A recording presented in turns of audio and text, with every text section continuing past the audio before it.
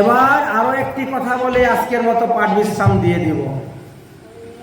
এখনকার যুগে তো ফ্যাশন হয়ে গেছে চেয়ার টেবিলে খাওয়া, বুঝেছেন?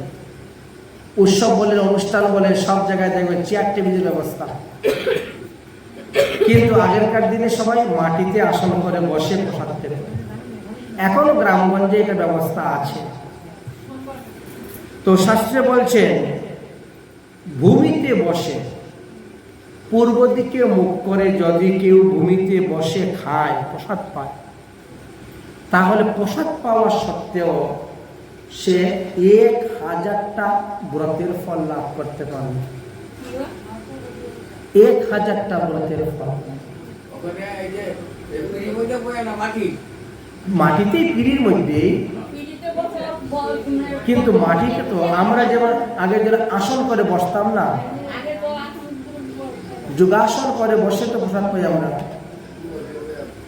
তো আসন এই যে বসে আছেন, এই যে আসন করতে বসা, এইভাবে আসন করে পূর্ব দিকে মুখ করে বসে যদি কেউ প্রসাদ পায়,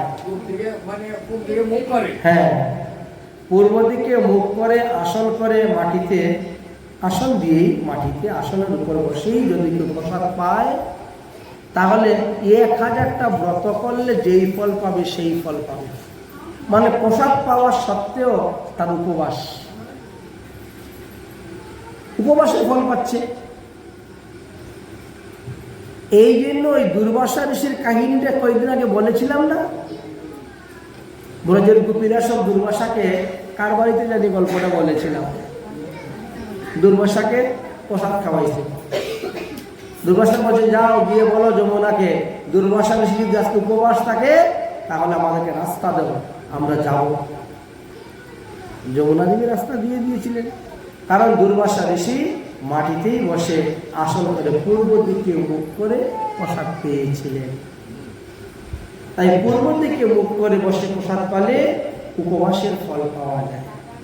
কতটা উপবাস? 1000টা।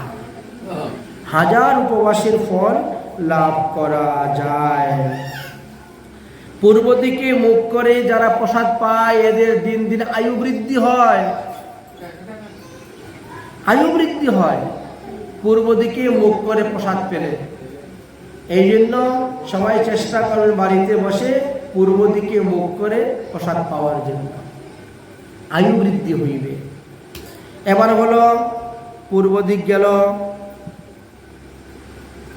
তারপরে আসলো দক্ষিণ দিক।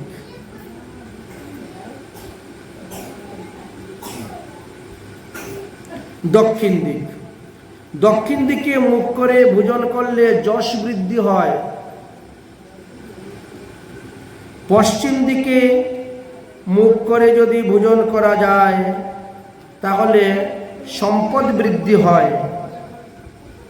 আর উত্তর দিকে মুখ করে ভোজন করলে যে বস্তু ভোজন করতেছেন ওই বস্তুর ওই গুণগুলি লাভ করতে পারবেন।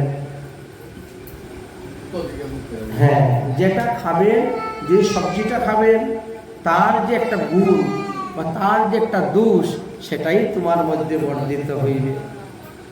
এই জন্য পূর্ব, পশ্চিম, উত্তর, দক্ষিণ 4 দিকে মুখ করে খাওয়া যায়, কিন্তু 4 রকমের ফল আছে। যশ বৃদ্ধি হয়, যশ বৃদ্ধি হয়ে থাকে। এই কথাটি কুর্ম পুরাণের 19 অধ্যায়ের মধ্যে লেখা আছে, উপরিভাগেতে লেখা আছে।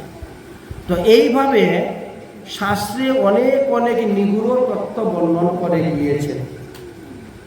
যেই সমস্ত তত্ত্বগুলো আমরা জানি না বলে এত সাধন করে যাচ্ছে, এত ভজন করে যাচ্ছে, এত সৎপথে চলছে, তার কেন এত আপদ, এত বিপদ, এত রোগ, এত সুখ, এত ব্যাধি? কারণ কি? কারণ হলো এই সমস্ত দ্রব্যের গুণ যাবে কোথায়? এই গুণগুলা তো বর্ধিত হবেই। তো যাই হোক, আজ আমরা অনেক বিষয় নিয়ে আলোচনা করেছি, শাস্ত্রের কথা। শাস্ত্রের আরো অনেক কথা আছে, সেগুলো বলবো।